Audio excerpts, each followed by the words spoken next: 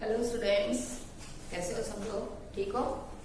चलो, chapter number 7 खाना खजाना पार्ट 2। फर्स्ट चैप्टर में हमने चित्र पाठ था वो किया था, ठीक है। तो उसमें चित्र देखकर जो है आप लोगों को क्वेश्चन के आंसर्स लिखने थे सारे, और थोड़े कॉमन क्वेश्चन भी थे वो मैंने आपको समझाए थे, बराबर। क्वेश्चन आंसर्स थे सही वाक्यांश चुनकर विधानों को पूर्ण करो और उसके बाद था सही विकल्प, ठीक है।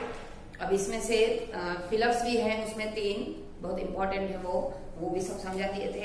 अब नेक्स्ट है पेज नंबर 45। अब इसमें ये आपको अपने आप ही लिखना है कि घर में जो मम्मी आपकी खाना बनाती है, तो इसमें क्वेश्चन पूछा है कि क्या वही बना सकते हैं, नहीं तो घर में कौन कौन खाना बना सकता है। अब देखो फोर्थ में तो बहुत थोड़ा सा पढ़ा था आपने, 5th में ये सब आपको अपने मन से लिखना है ना। ये सब मैं नहीं बताऊंगी, क्योंकि ये आपको आना चाहिए कि घर में आप लोग मम्मी के अलावा कौन कौन खाना बना सकता है, ठीक है।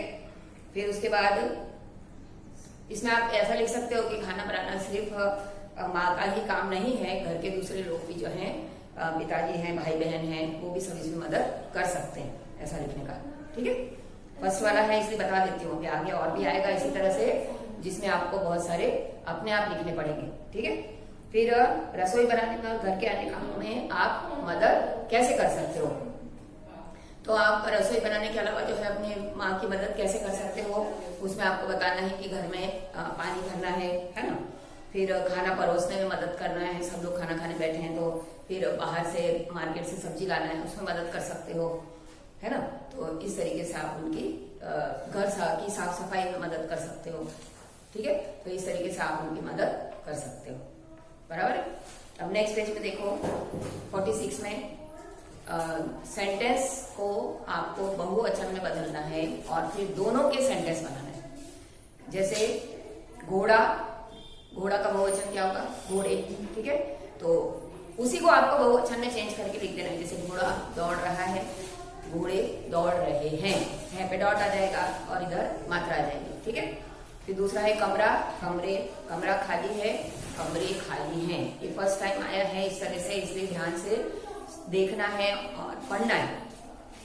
पंखा चल रहा है, पंखा का बहुवचन होता है पंखे चल रहे हैं।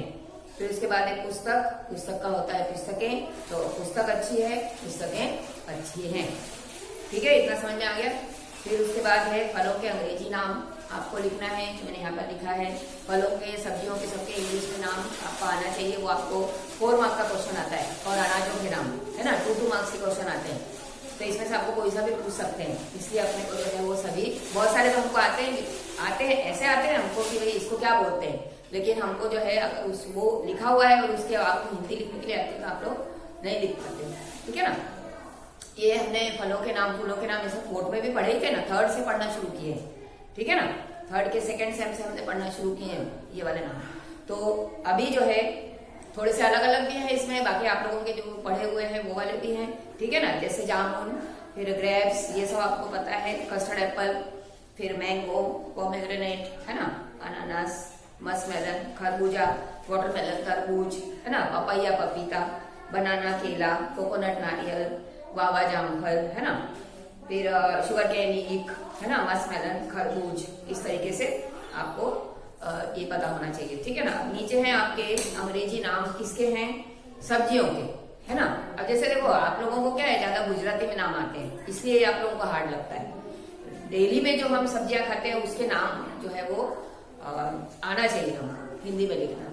दोनों तरफ से लर्न करना है, ऐसा नहीं कि सिर्फ जो इंग्लिश में लिखा उसका हिंदी लिखना या हिंदी का इंग्लिश, दोनों तरफ से हमको आना चाहिए। इसमें है ब्रिंजल को बोलते हैं बैंगन, है ना। कॉलीफ्लावर फूल, और एग्जाम में सब लोग जो है गुजराती में लिखते हैं तो वो रॉन्ग है ना। वहां आपको लिखा रहता है कि सब्जियों के नाम जो है अंग्रेजी से हिंदी में लिखो, तो आपको जो है इस तरह से लिखना आना चाहिए। फिर कैबेज बंद गोभी, रेडिश मूली, है ना। उसके बाद ऑनियन प्याज, ठीक है। पंपकिन कद्दू, ये सब नए शब्द हैं तुम्हारे लिए। टोमेटो टमाटर, है ना। जिंजर अदरक, बिटर गॉड करेला, लेडीज फिंगर भिंडी, है ना। स्वीट पोटेटो शकरकंद, गॉड लौकी, है ना। बरगस रूट जमीकंद, पोटेटो आलू, इस तरीके से हमको पता होना चाहिए कि कौन कौन से किसके नाम हैं। नेक्स्ट है 9th में देखो बर्तनों के नाम है, तो बर्तनों के नाम आपको फर्स्ट टाइम आए हैं, इसे बर्तनों के नाम आपने अभी तक नहीं पढ़े, ठीक है ना। तो यहाँ पर जो दिए हुए हैं उसी में से आपको चूज करके लिखना है, ठीक है ना।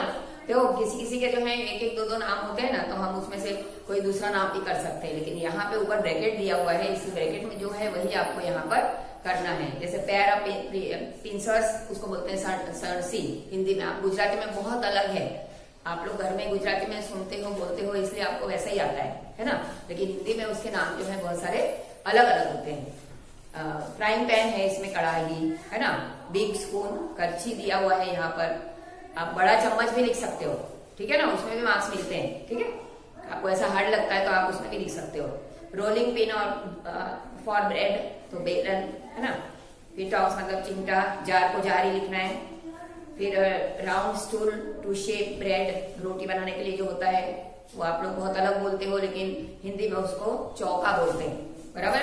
चौका बेलन या पाटा बेलन ऐसा बोलते हैं हिंदी में, ठीक है। तो इस तरीके आपका पाटा आपका बहुत अलग हो जाएगा, फिर वो तो हिंदी में पाटा बोलते हैं उसको, बराबर है। इसमें मतलब काफी कंफ्यूजिंग है, इसलिए आपको हिंदी वाले वर्ड जो मैंने यहाँ पर आपको पीडीएफ में भेजूंगी वैसे के वैसे लर्न कर देना सब, ठीक है।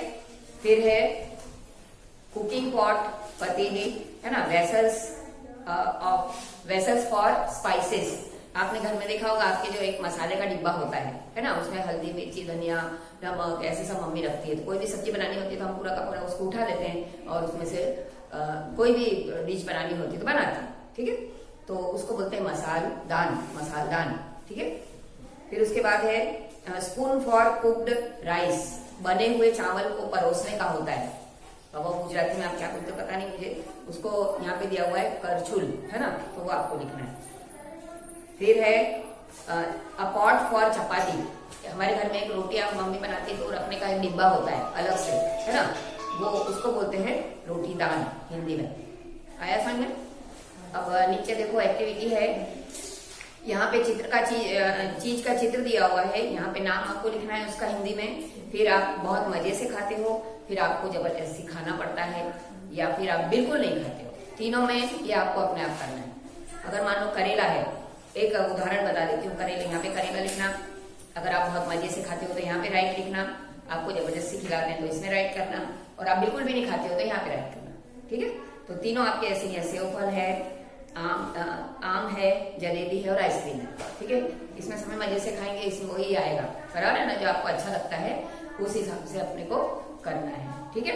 नेक्स्ट पेज 48 देखो, इसमें आपको ये टेबल दिया हुआ है, टेबल में से आपको सब्जी के नाम ढूंढकर लिखना है। तो ये आप वैसे का वैसे ही आप लिख देना है ना, ये तो आपको पूरा समझ में आ ही जाएगा, बराबर है, ठीक है ना। तो इस तरीके से जैसे ये यहाँ पे मैं ऊपर बता देती हूँ, लौकी, हमको जरूरी नहीं कि मैंने 1 2 3 4 पे जो लिखा है वही आपको करना है, ऐसा कुछ नहीं है।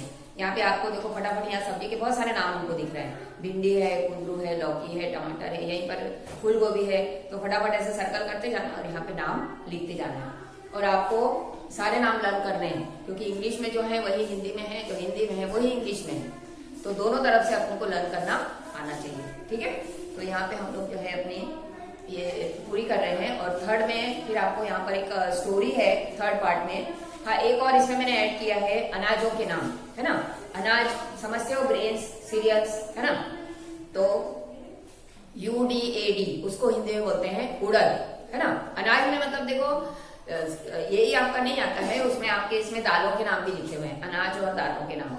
ऊपर खाली अनाज ही इंडिकेट किया है, लेकिन इसमें दालों के नाम दिए हैं, तो दोनों आपको उसमें लिखना है। जैसे फिर सेकंड में है ज्वार, है ना, ज्वार को ज्वार बोलते हैं हिंदी में। फिर राइस को चावल, मूंग को मूंगी बोलते हैं, पीस को मटर, ठीक है।